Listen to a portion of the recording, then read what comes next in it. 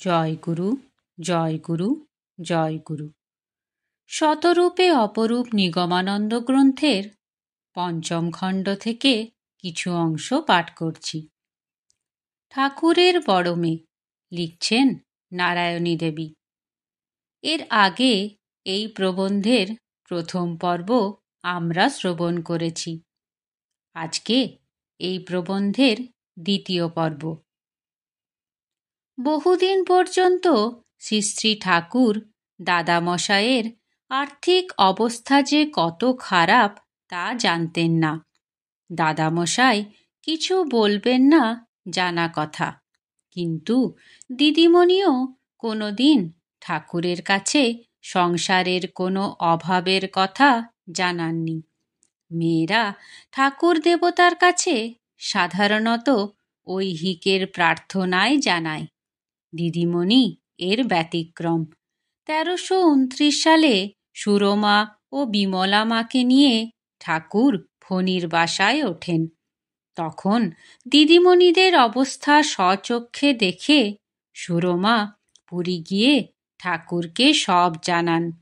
ঠাকুর শুনে গুরুভাবে হয়তো খুশি হয়েছিলেন, কিন্তু মানুষ ঠাকুরটির মনে ব্যথা বেজেছিল। খুব দুঃখের সুরে বলেছিলেন, আমি তো জানতাম না ওদের এত দুরাবস্থা। শিষ্য যেমন কিছু জানাননি, গুরুও তেমনি তাকে কোনো সান্ত্বনা দিলেন না। কিন্তু ফল যা হবার তা হলো। দাদামশাই ভালো উপার্জন করতে লাগলেন। কয়েক মাসের মধ্যে আবার গুরু শিষ্যের দেখা হলো। দাদামশাই তার ঠাকুরকে প্রণাম করে পায়ের কাছে একখানি 100 টাকার নোট রাখলেন। ঠাকুর ভ্রু কুঞ্চিত করে বললেন, এসব আবার কি?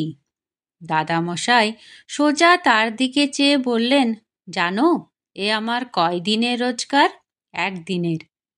ঠাকুর তাকে কিছু বলুন বা না বলুন, স্বামী স্ত্রী নিঃসংশয়ে জানতেন এ তাদের গুরুর দান। অবস্থা ফিরলেও সংসারের দায় কমে না। দাদামশাই সঙ্গতিপন্ন হতেই তার একটি বোনপো আর ভাইপো তার কাছে থেকে কলেজে পড়তে লাগলো। মেয়ের বিয়ে হয়ে গেলেও ততদিনে আরেকটি ছেলে হয়েছে। সুতরাং চাকর একটি রাখা হলেও গৃহিণীর কাজ কম ছিল না। রাঁধুনি কখনো রাখা হয়নি। কাজেই ঠাকুর এলে সংসারের দায় এবং ঠাকুর সেবার গুরুভার দিদিমণির সমানই ছিল।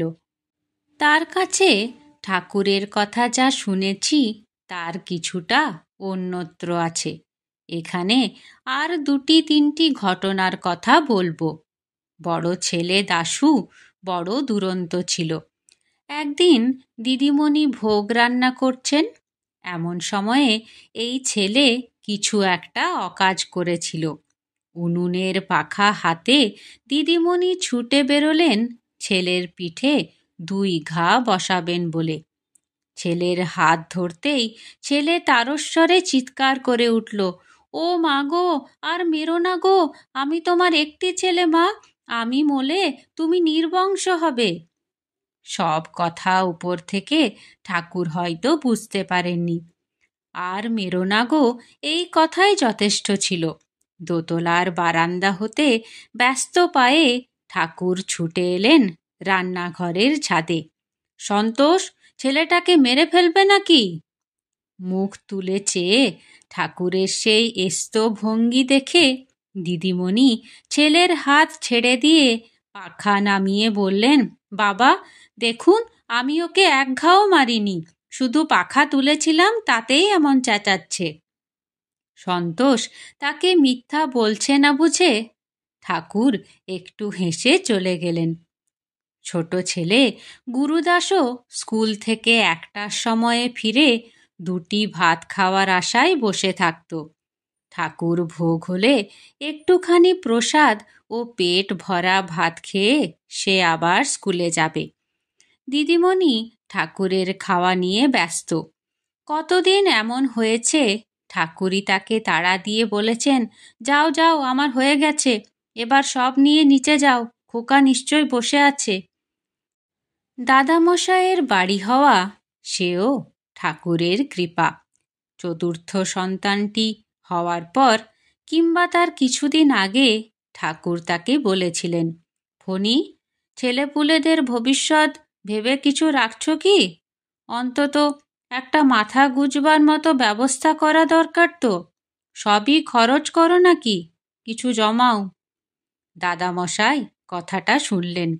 বলতে গেলে গুরুকৃপাতেই তিনি জীবনে সচ্ছলতা পেয়েছেন। মধ্যবিত্ত গৃহস্থ হিসাবে দিন কেটে যাওয়ার মতো সঞ্চয় হাতে আছে। তা বলে বাড়ি করার মতো টাকা জমাবেন কি করে? ঠাকুর ইচ্ছা করলে হবে। মুখে তিনি ঠাকুরকে কিছুই বললেন না। ঠাকুর কথাটা বলার অল্পদিন পরে একটা বড় কেস দাদামশায়ের হাতে এলো। Marwari Ballabh Das and brothers British আমলে হাওড়া স্টেশনে খাবার বিক্রির একচেটিয়া ব্যবসা করত। তাদের ভাইয়ে ভাইয়ে শরিকানি বিবাদ। এক পক্ষ এসে দাদামশাইকে উকিল ধরল। দাদামশাই ওদের মামলা মিটমাটের জন্য প্রথমটা চেষ্টা করলেন। সদাশয় উকিলের যা কর্তব্য, তারা কোনো মতেই আপোষে রাজি হলো না। অগত্যা দাদামশাই মামলা নিলেন। মারোয়ারি পার্টি ভালো রকম টাকা দিতে লাগলো। দাদামশাইয়ের সহজেই মনে হলো এ ঠাকুরের কৌশল। জয় গুরু।